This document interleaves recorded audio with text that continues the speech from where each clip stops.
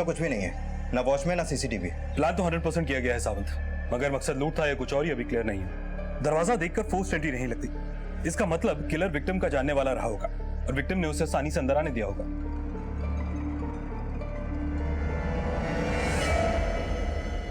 तो हमेशा आपके पास एक स्पेयर की रहती है? हमेशा नहीं रहती है। जब विवेक बाबा घर पर नहीं रहते तो ये चाबी मेरे पास रहती है और मैं अपना झाड़ू कटका करके चली जाती हूँ। इसका मतलब आप खुद से कई बार लॉक खोल कर अंदर आ जाती होंगी?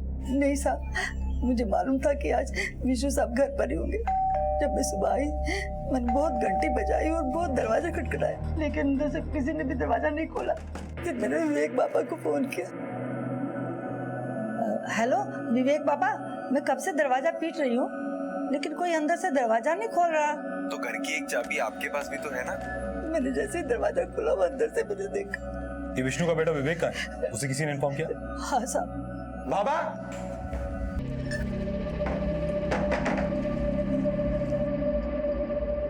बाबा, हाँ, इतने सारे पैसे सब ठीक है ना? हाँ बेटा, सब ठीक है। अब देने जा रहे हो किसी को? हाँ, अरे वो एक गाड़ी फंस गई है, उसे छुड़ाना है। गाड़ी? कौन सी गाड़ी? जी, बाबा का गाड़ियों का बिजनेस था। करीबन 4 गाड़ियां थी बाबा के पास।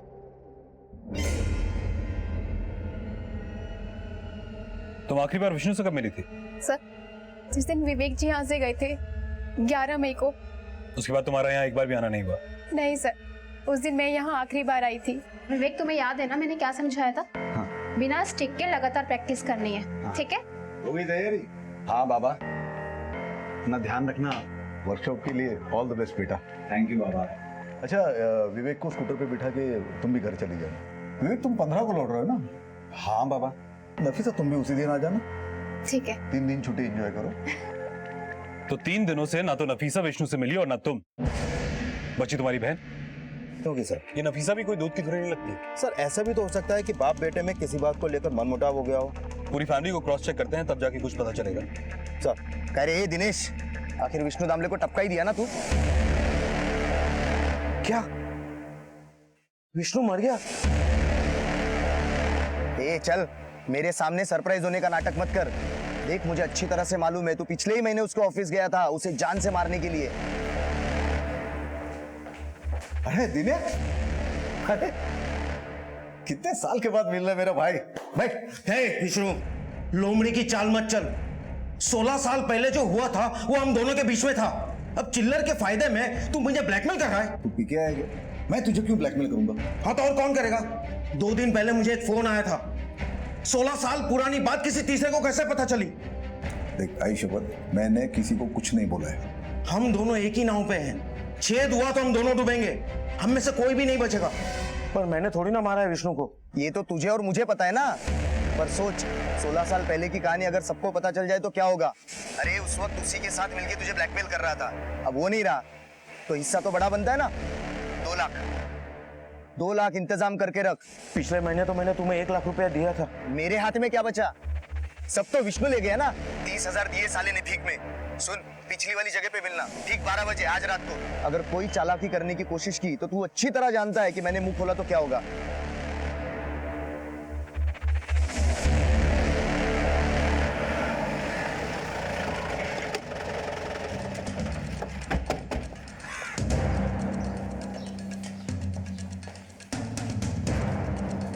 सरिता जी। जी? आपके पिता की मौत हुई है, किसी ने बेरहमी से उनका कत्ल किया है और आप एक बार देखने भी नहीं आई। खास वजह जान सकता हूं? सर, हमारे लिए वो बरसों पहले ही मर चुके थे और उनकी मौत का शोक मना मना के हमने अपने सारे आंसू सुखा दिए। हमने? हाँ, मैं और आई। कहाँ है आपके आई? उन्हें सबसे छुट्टी मिल गई सर, वो अब इस दुनिया में नहीं है।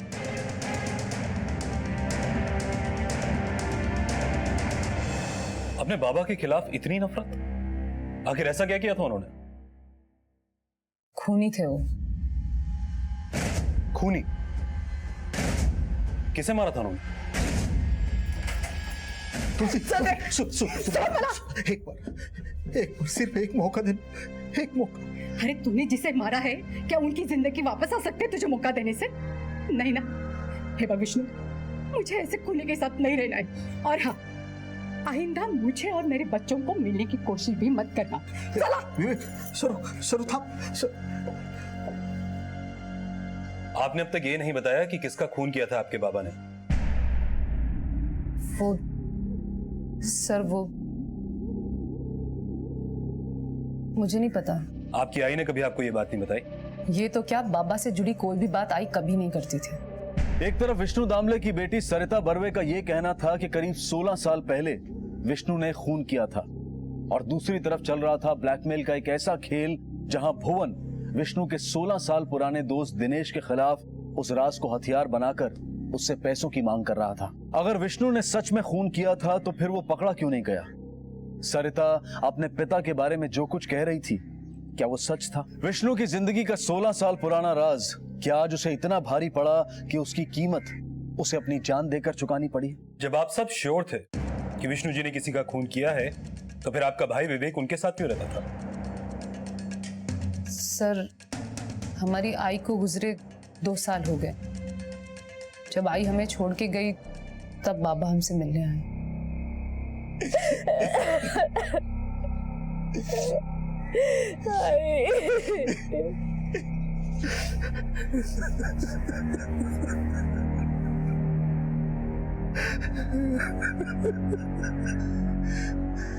बेटा, बेटा तू चल, मेरे साथ चल। अरे तो तुलसी भी नहीं रही, वो घर, वो कारोबार, सब कुछ तेरा है बेटा। चल बेटा। जो कुछ किया है ना आपने, उसी काम में चली गई है आई। और ये मत समझिएगा कि आई के जाने के बाद हम कमजोर पड़ जाएंगे। बेटा मैंने कहीं नहीं जाएगा वो। ले, मुझे आपके घर, आपके बिजनेस में कोई दिलचस्पी नहीं है। अब प्लीज जाइए यहाँ से। मेरे क्या चाहिए यहाँ से? अगर वो अपने पिता से इतनी ही नफरत करता था तो वो उनके साथ रहने क्यों गया? सर, आई की मौत के बाद विवेक मेरे ही साथ रहता था, और बाबा बार बार उसे ले जाने की कोशिश करते रहे। फिर जिस दिन विवेक का बर्थडे था, उस दिन happy birthday to you, happy birthday to you, happy birthday dear Vivek, happy birthday to. आपको किसी ने नहीं बुलाया? मैं तो विवेक के लिए ये 4 पहियों वाला स्कूटर लाया हूं। लो, आप रखिए इसे। आपके पाप की कमाई आपको ही मुबारक हो, हमें नहीं चाहिए। विवेक को स्कूटर की कोई जरूरत नहीं है। आप जाइए यहाँ से। उसके 2 दिन बाद विवेक ने बाबा के साथ रहने का फैसला ले लिया। उसके इस फैसले ने मुझे बहुत दुखी किया, मुझे बहुत गुस्सा भी आया। और उस गुस्से में आपने अपने बाबा... आप कौन? ये मेरे पति हैं। क्या नाम है आपका? भुवन, भुवन बर्वे। तो भुवन, आपने भी कसम खा रखी थी इन लोगों की तरह अपने ससुर से ना मिलने की? नहीं नहीं साहब, इन लोगों के लिए जो भी हो, मेरे लिए तो वो पिता समान थे। बाकी थोड़ा काम में बिजी रहता हूँ, इसीलिए उनके घर नहीं जा पाया। अभी भी थोड़ा बिजी हूँ। बरं मी काय म्हणतो, विवेक को फोन करके सामान पैक करने के लिए कह देना। मी संध्याकाळी घेऊन येतो त्याला। हाँ? सर, मैंने विष्णु दामले के अतीत के बारे में पता किया, पर ऐसा कोई केस सामने नहीं आया जहां पर किसी का मर्डर हुआ हो। पर सर, जांच में एक जरूरी बात सामने आई है। क्या? विष्णु दामले के नाम पे 25 लाख रुपए का इंश्योरेंस था, और इस इंश्योरेंस का नॉमिनी उसका बेटा विवेक दामले है। कहीं ऐसा तो नहीं कि इस 25 लाख के चक्कर में विवेक ने अपने बाप को मार दिया? सर, ऐसा भी तो हो सकता है कि शायद विष्णु दामले ने 16 साल पहले किसी का मर्डर किया हो, जो इन्वेस्टिगेशन में पता नहीं चला हो, और अब जाके उसका बदला किसी ने निकाला हो। इस 16 साल पहले रहस्य के साथ विष्णु दामले अपने पीछे कई सवाल छोड़ गया है। इन सवालों का जवाब ढूंढने के लिए हमें इसके अतीत को अच्छे से खंगालना पड़ेगा। विवेक, तुम्हारे बाबा ने तुम्हें कभी बताया कि उन्होंने किसका खून किया था? ये सब आपको मेरी बहन ने बताया ना, बस इसी वजह से मेरी उसके साथ नहीं बनती है। सर, मुझे आई ने कभी नहीं बताया कि बाबा ने कभी किसी का खून किया था। चलो मान लेते हैं कि तुम्हारे बाबा निर्दोष थे, उन्होंने किसी का खून नहीं किया। फिर क्या वजह थी कि तुम्हारे बाबा और तुम्हारी आई के बीच में इतना मनमुटाव था? एक्चुअली 16 साल पुरानी बात है सर। तब बाबा बहुत शराब पिया करते थे, लड़कियों की आदत थी उन्हें, कोई काम वगैरह नहीं करते थे। लेकिन बाद में वो सुधर गए थे, सब कुछ छोड़ दिया था उन्होंने। पर आई और दीदी ने कभी उन्हें दूसरा मौका दिया ही नहीं। तो मुझे लगता है कभी कभी ठीक ही हुआ, बाबा को उन लोगों की नफरत से मुक्ति तो मिली। और नफरत तो तुम भी करते थे अपने बाबा से, मगर तुम्हारी नफरत प्यार में बदल गई। क्या वजह थी कि 4 पहिए वाला स्कूटर या 25 लाख रुपए?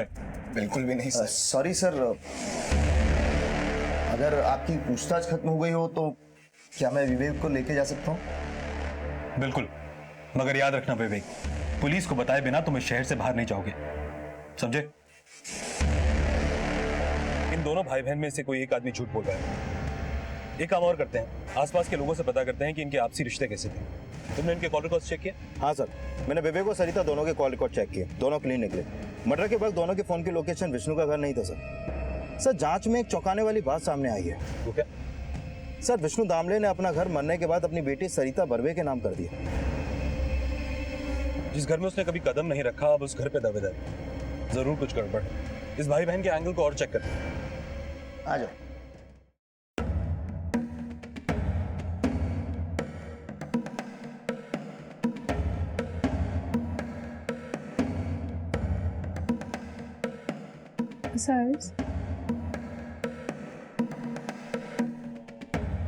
क्या बोली तू पुलिस को?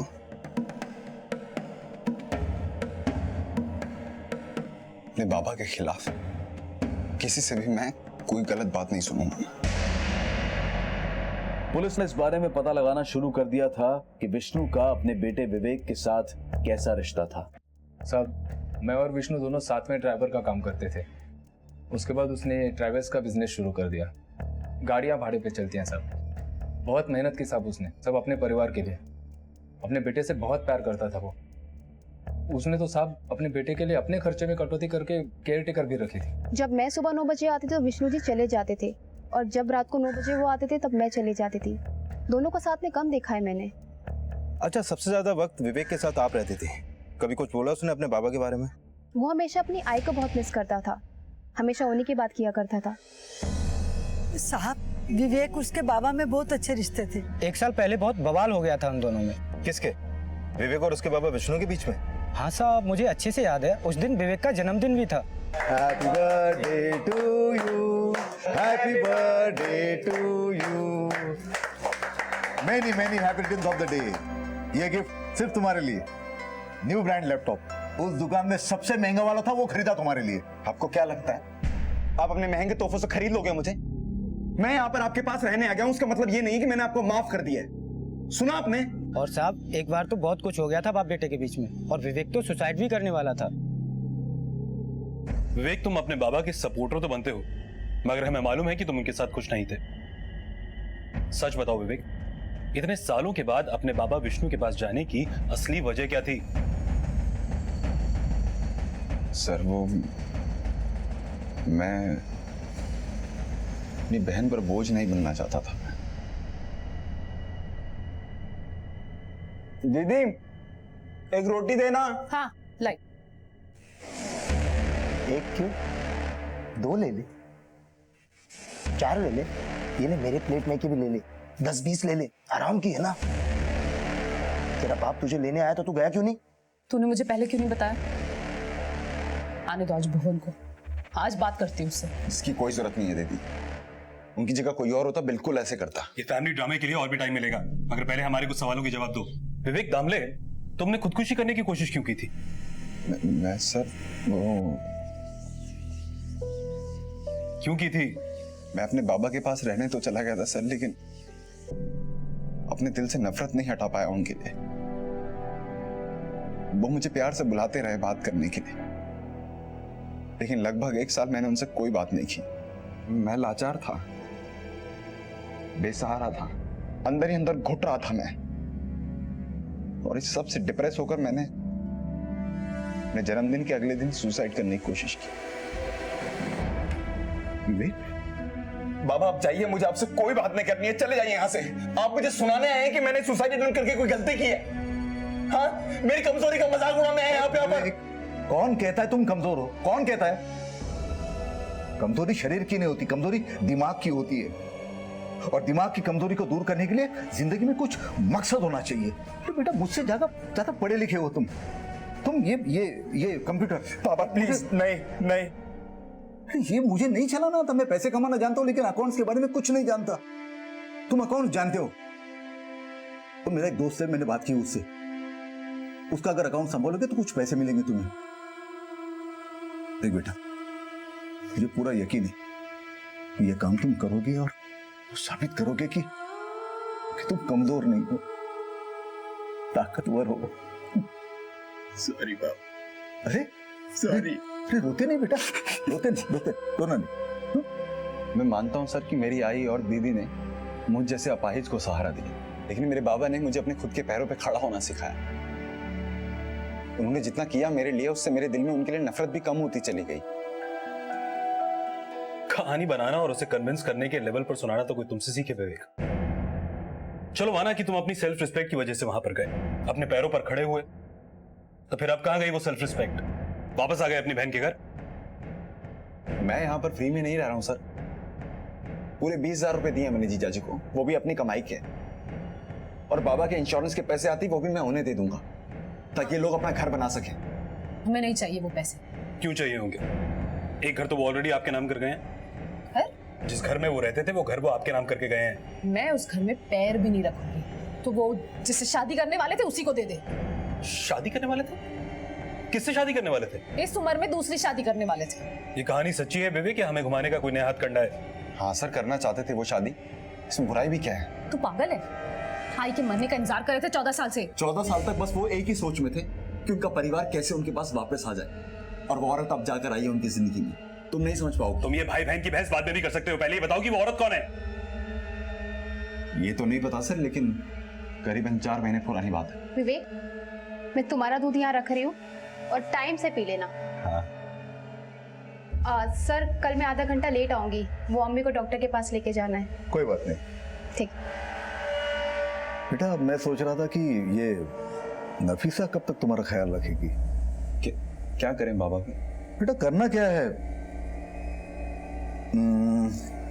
क्यों ना इस घर में किसी ऐसे को लाया जाए जो तुम्हारा ख्याल रखे, हम दोनों को वक्त पर खाना दे सके, जिसके आने से इस घर में रौनक आए। आप दूसरी शादी की बात कर रहे हैं? नहीं बेटा, अगर तुम्हें पसंद नहीं है तो कोई बात नहीं है। नहीं बाबा, ऐसा कुछ नहीं, मैं तो बहुत खुश हूँ। कौन है वो? मिलवाइए ना मुझे। वक्त आने पर जरूर मिलवाऊंगा। लेकिन अफसोस, बाबा की किस्मत में सिर्फ इंतजार लिखा था। और इस दूसरी शादी के बारे में आपको किसने बताया सरता जी? हमें भी विवेक ने बताया सर। सर अगर 16 साल पहले कुछ नहीं हुआ होता तो विष्णु की बीवी उसे छोड़ के क्यों जाती है? कुछ भी हो सकता है सावंत, ये केस बहुत अनप्रेडिक्टेबल है। सबसे पहले ये पता करो कि वो औरत कौन थी जिससे विष्णु शादी करने वाला था। विष्णु का ऑफिस, मोबाइल, घर सब चेक करो। विष्णु किसी से शादी करने वाला था, उसके बारे में कुछ जानते हैं आप? शादी? नहीं सब ज्यादा तो नहीं पता है, पर विष्णु को मैंने देखा था किसी औरत के साथ बात करते हुए, 1-2 बार देखा था। औरत? अच्छा, क्या क्या बात करता था, कुछ सुना आपने? वो तो नहीं सुना सर। अच्छा, सुना नहीं तो कुछ तो समझ में आ रहा होगा आपको कि वो कैसे बात कर रहे थे, लड़ाई झगड़ा या फिर कुछ और, कुछ अजीब सा लगा होगा आपको? साहब, उस औरत से तो नहीं हुआ लड़ाई झगड़ा। हाँ, पर 15-20 दिन पहले एक आदमी आया था, विष्णु ने कहा वो उसका बहुत पुराना दोस्त है, उसके साथ जरूर कुछ हुआ था साहब। विष्णु गाड़ी में खड़ा, छोड़, पागल हो क्या?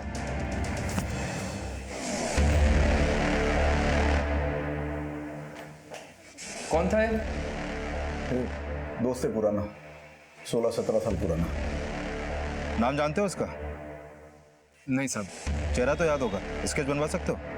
जी हाँ साहब। कह रहे कोई भीख नहीं मांगी थी जो 50,000 भेजा है तूने? 2 लाख मांगे थे ना मैंने? मेरे पास 50,000 ही थे। मेरे पास तेरा राज है, बोल दो पुलिस को जाके। नहीं नहीं, पुलिस को कुछ मत बताना प्लीज, प्लीज मुझे थोड़ा टाइम दो। कल फोन करता हूँ, कहीं से भी बाकी के पैसे अरेंज कर।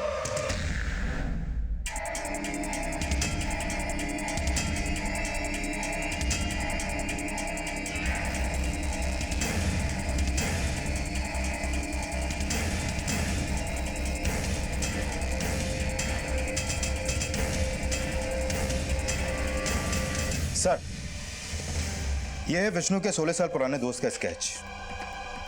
सर वैसे एक चौंकाने वाली बात सामने आई है। क्या? ये देखिए सर, विष्णु की मेडिकल हिस्ट्री, ये उसके ऑफिस से हमें मिली है। 15 तारीख की medical report, Vishnu HIV positive था। HIV positive? हाँ सर, लेकिन ये समझ में नहीं आ रहा कि अगर विष्णु HIV पॉजिटिव था तो वो शादी क्यों करना चाह रहा था? कहीं ऐसा तो नहीं कि जिस औरत से विष्णु शादी करना चाहता था उस औरत को विष्णु से HIV हो गया और ये बात उस औरत को पता चल गई हो, इसलिए उसने विष्णु को मरवा दिया हो? ये विष्णु जितना सीधा लगता है उतना है नहीं। स्केच को सर्कुलेट करो, पता करो ये आदमी कौन है। Sir HIV positive? जी। देख लिया बाबा का असली रंग। इस उम्र में भी ये सब। छी। उम्र नहीं, ये शरीर की जरूरत है। और उनकी पार्टनर को HIV पॉजिटिव होगा ये बात उन्हें नहीं पता होगी। तुझे क्या टोटका कर दिया बाबा ने? तुझे सब ठीक लगता है? इसे पहचानते हैं आप लोग? आपके बाबा का बहुत पुराना दोस्त है।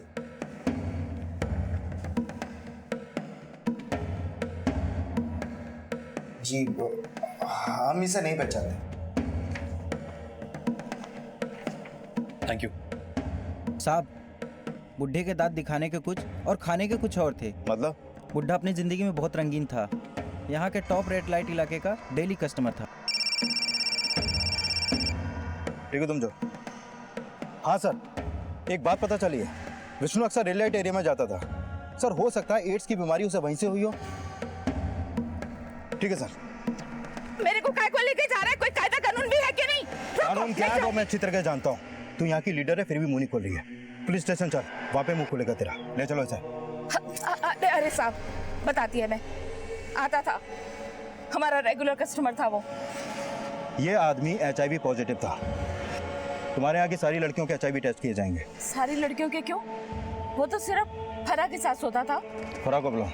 अरे साहब, 1 महीना पहले लेकर गया वो फरा को। पूरे 2 लाख दिए थे मेरे को। लगभग 1 महीने पहले बाबा ने अलमारी से पैसे निकाले थे। उसमें करीबन 500 के 4 गड्डियां थी। क्या शादी करने वाला था वो उससे? क्या मालूम साहब, शादी मनाने को ले गया या फिर ऐश करने को। मेरे को मेरा पैसा मिला, मैंने जाने दिया। अभी कहाँ रहती है फरा? नहीं जानती। तो उसका फोन नंबर? अरे साहब, यहाँ से जाने के बाद कोई अपना पुराना नंबर चालू रखेगा क्या? फरा का कोई फोटो और उसका पुराना नंबर दो मुझे। ए बक दिनेश, 2 घंटे और 1 लाख। आसमान नीचे कर या जमीन उल्टा पलट, जो करना है कर, लेकिन 2 घंटे में अगर मेरे हाथ में 1 लाख रुपए नहीं हुए ना तो तेरे हाथ में हथकड़ी होगी। कहाँ से लाऊं? तुझे बोलना है ना पुलिस को। जा बोल दे, जा। तू बताएगा तो तू भी ब्लैकमेलिंग के केस में फंसेगा। जा बता दे। और सुन, अब यहाँ फोन मत करना।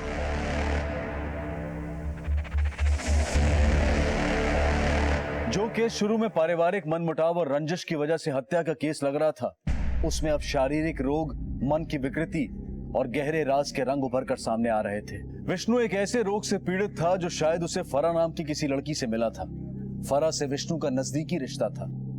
क्या इस रिश्ते के मुखौटे के पीछे कोई ऐसी बात थी जो विष्णु की मौत की वजह बनी? और 16 साल पहले विष्णु के साथ जो हुआ उसे पुलिस को बताने की बजाय भुवन उस राज को राज रखने के लिए दिनेश राणे को धमका रहा था। क्या विष्णु ने उसे ऐसा करने के लिए कहा था? और अगर हाँ तो क्यों? क्या था ये राज? सर, विष्णु इसी लड़की के साथ रेड लाइट एरिया से निकला था और लगभग 1 महीने से इस लड़की का पुराना नंबर बंद है। और सर, विष्णु ने पूरे 2 लाख रुपए की कीमत चुकाई थी इस लड़की के लिए। सर, हो सकता है कि इसी लड़की की वजह से विष्णु को HIV हुआ हो। ये भी तो हो सकता है कि विष्णु को पहले से HIV हो और इस लड़की को विष्णु की वजह से HIV हुआ हो, और इस लड़की को इस बात का पता चल गया हो और इसलिए इसने विष्णु को मरवा दिया हो, या इसके किसी खास आदमी ने विष्णु को मार दिया हो। सर, साकीनाका थाने के इंस्पेक्टर ने बताया कि ये स्केच वाला बंदा अंधेरी का फेमस रियल एस्टेट एजेंट है। सर, इसका नाम दिनेश राणे है और ये है इसका नंबर। फौरन से फोन लगाओ सर, अगर इसने कुछ गड़बड़ की होगी तो फोन पक्का स्विच ऑफ होगा।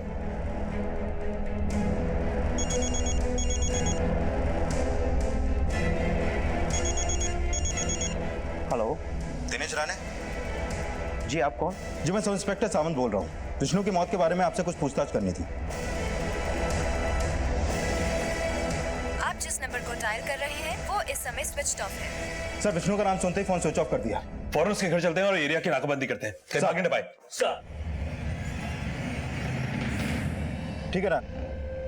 सर, हमसे बात करते समय लास्ट लोकेशन के हिसाब से दिनेश राणे अपने घर पे ही था और तब से फोन बंद है।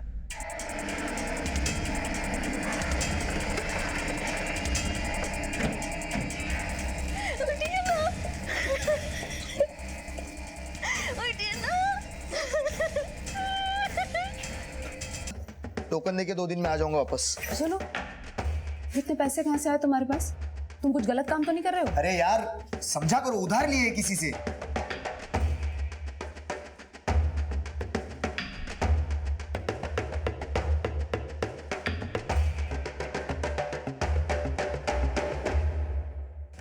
सर, पिछले कई दिनों से दिनेश को भुवन के रोज कॉल आ रहे थे और पिछले महीने भी भुवन ने उससे कॉल किया था।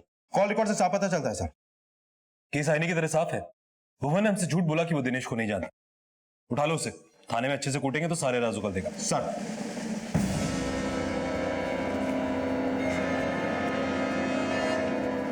तुम अंदर जाओ, तुम उधर चेक करो, पूरा घर छान मारो। अरे क्या क्या हुआ? भुवन कहाँ है? तुम्हारा पति भुवन कहाँ है? आधे घंटे पहले वलसाड़ के लिए निकला है। कदम सारे चेक करके पे इन्फॉर्म करो। मूव। सर पर कुछ किया है क्या उसने? हाँ, उसकी वजह से किसी ने सुसाइड किया और शायद तुम्हारे बाबा के मर्डर में भी उसी का हाथ है। इसे जानती हो? नहीं। भुवन का जैसे ही कुछ पता चले हमें इन्फॉर्म करना, नजर रहेगी तुम लोगों पे।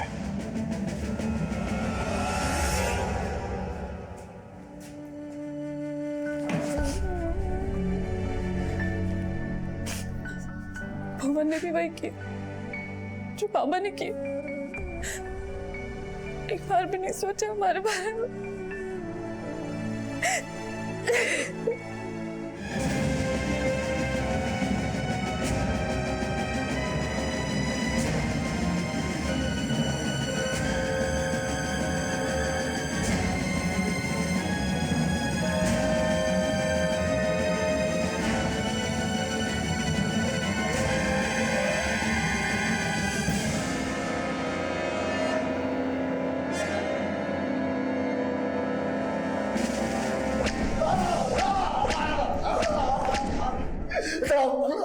सोच समझ के मुंह खोलना और जो भी बोलना सच बोलना, वरना जबान निकाल लूंगा तेरी।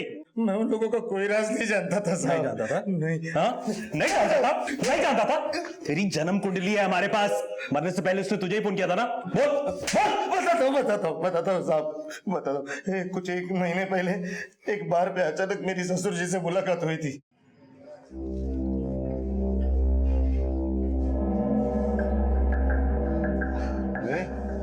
अबे बाबू, बस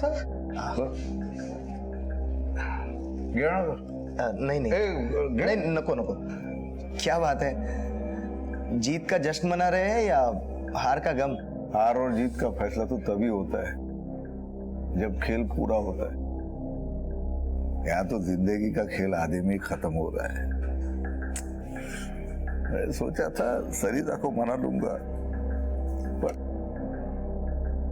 किस्मत के साथ वक्त ने भी हाथ छोड़ दिया है।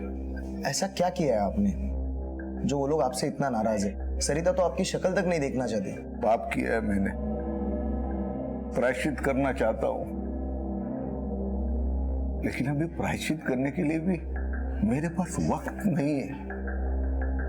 मैं चाहूं तो सारा प्रायश्चित एक बार में कर लूं, दीना की वजह से नहीं कर सकता। दीना? कौन दीना? दिनेश राणे मेरा दोस्त, हाँ, फैमिली वाला आदमी। मेरी वजह से फुकट में ये पुलिस के जंजाल में फंस जाएगा। ऐसा किया क्या था आपने?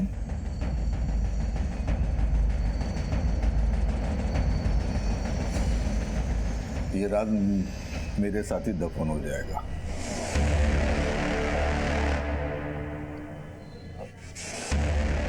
क्या नाम बताया था? दिनेश राणे। छोड़ो, अच्छा है बार यहाँ पे। ये आपने वो पेंट देखा है वहाँ पे? मतलब ऐसा कहीं पर देखने नहीं मिलता ऐसा। विष्णु जी ने मुझे कोई राज नहीं बताया साहब, पर मुझे इतना पता चल गया था कि कुछ राज तो है, इसलिए मैंने उनके मोबाइल से दिनेश राणे का नंबर लिया और उसे ब्लैकमेल करना शुरू किया था। विष्णु याद है तुम्हारा दोस्त? उसने मुझे तुम्हारा 16 साल पुराना राज बताया है। कुछ याद आया? क्या? प्लीज किसी को कुछ मत बताना। क्या चाहते हो तुम? राज को राज रखने की कीमत पूरे 1 लाख रुपए। मुझे लगता है विष्णु जी और दिनेश राणे ने किसी का मर्डर किया था साहब। अच्छा, तो तूने विष्णु का खून क्यों किया? नहीं साहब, मैंने नहीं किया उसका मर्डर। मैं सच कह रहा हूँ, आप मेरा यकीन कीजिए साहब। उस रात को मैं घर पर ही था। आप किसी से भी पूछ लो चाहे तो।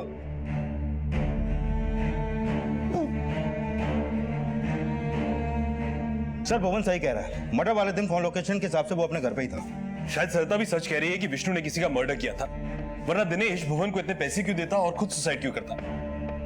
16 साल पहले जरूर कुछ बड़ा हुआ था। दीदी पानी देना। अरे दीदी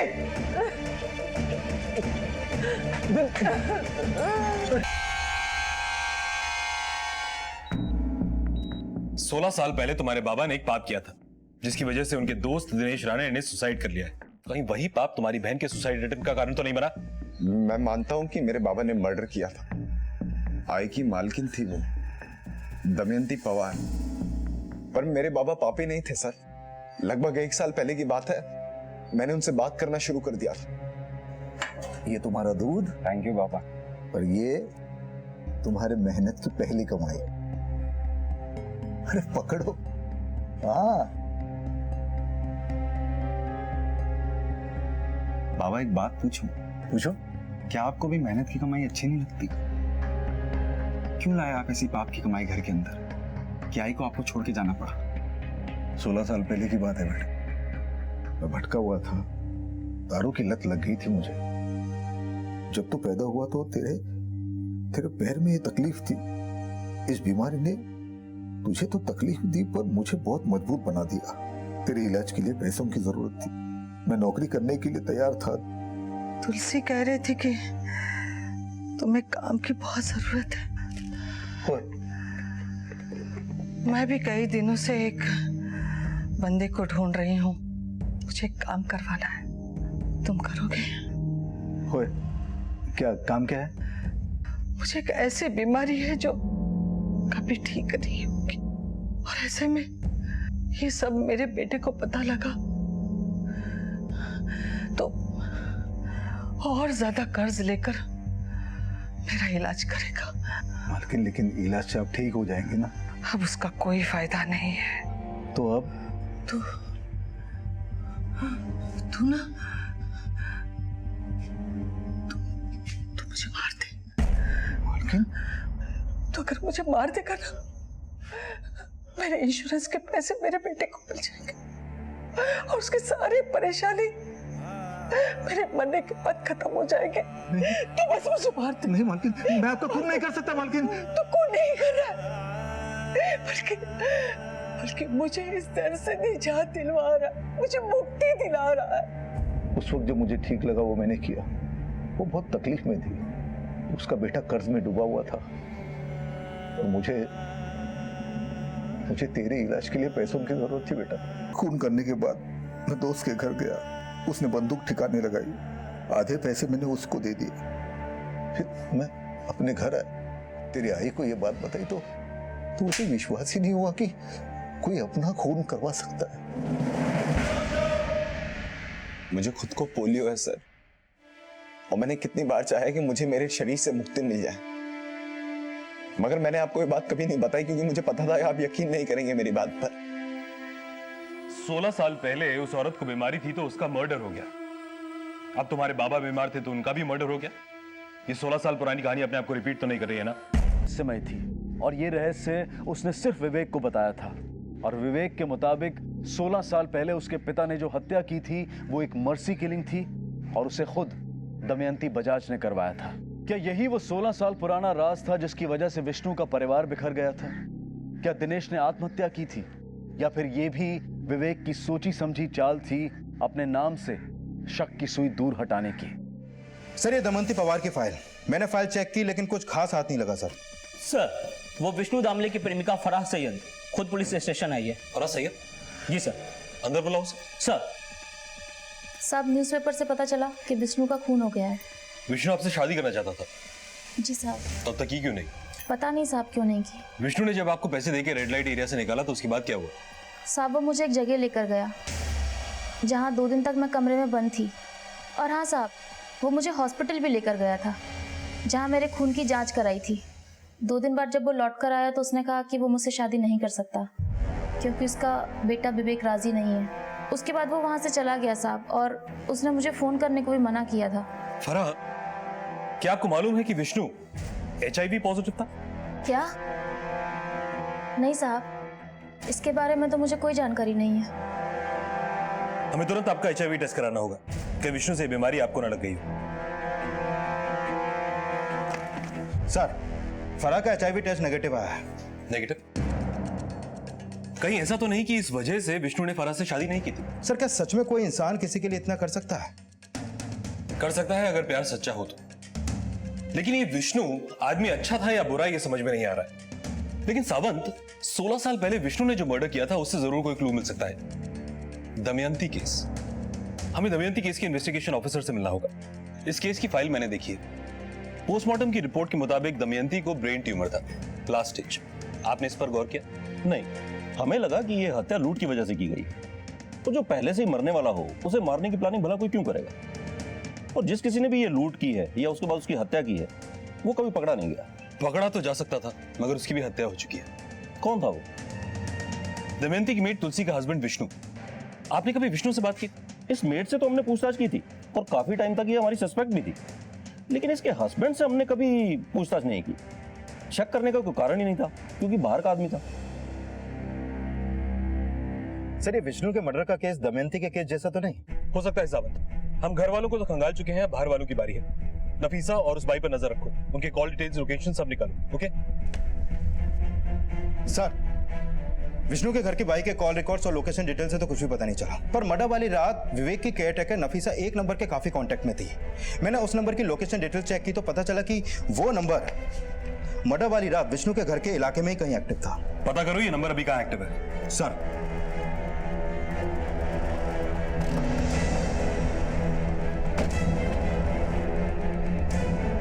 सुनिए, ये असलम का घर किधर है? ये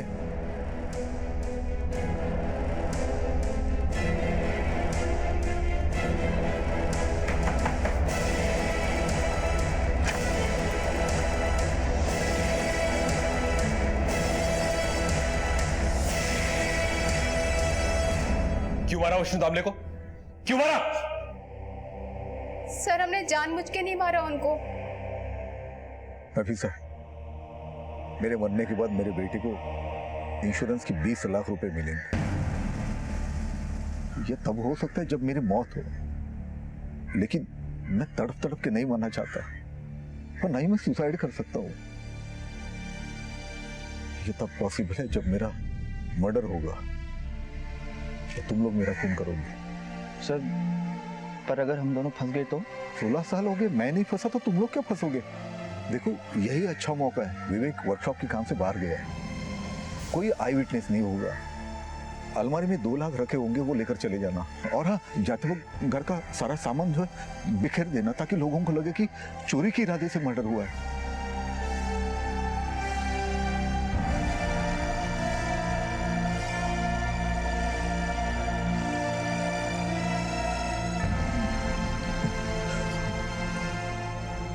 मुंह बंद कर मेरा, मुंह बंद कर मेरा।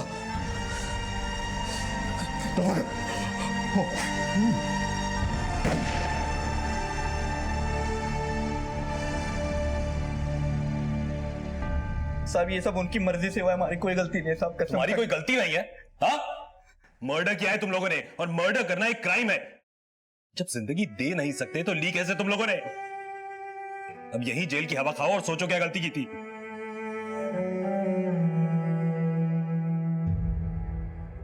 सरिता जी, नो डाउट आपके बाबा एक बहुत अच्छे आदमी थे, बहुतों के लिए बहुत कुछ किया उन्होंने, मगर अच्छे मकसद का रास्ता भी तो अच्छा होना चाहिए ना। अफसोस कि कानून की नजर में वो सिर्फ एक खूनी है, और क्योंकि अपना खून भी उन्होंने खुद करवाया इसलिए उनकी इंश्योरेंस के 25 लाख रुपए तुम्हें नहीं मिल सकते। विवेक, नहीं चाहिए सर 25 लाख रुपए। उससे कीमती चीज मेरे बाबा ने मेरे को दी। मुझे जीना सिखाया, मुझे हौसला दिया अपने पैरों पे खड़े रहने का। नहीं चाहिए कुछ। समय और परिस्थितियां हमेशा एक समान नहीं रहती, क्योंकि बदलाव ही प्रकृति का नियम है। फिर चाहे हम जितने भी प्रयास क्यों ना कर लें, बदलाव हमेशा अपनी ही गति से आता है। यह समझना बेहद जरूरी है कि जीवन कभी एक क्षण में नहीं बदलता, और जिस प्रयास के पीछे अपराध छुपा हुआ हो वो कभी सफल नहीं होता। विष्णु के प्रयास में भी अपराध का बोझ छुपा था, जिसका अंजाम उसके परिवार को भुगतना पड़ा, और विष्णु की मौत के बाद भी उसके प्रयास सफल नहीं हो पाए। अब मैं अनूप सोनी आपसे विदा लेता हूं। फिर मुलाकात होगी अगले एपिसोड में एक और चौंका देने वाले केस के साथ। तब तक अपना और अपने परिवार का ख्याल रखें और देखते रहें क्राइम पेट्रोल डायल 100। सबक एक को सीख हम सबको। जय हिंद।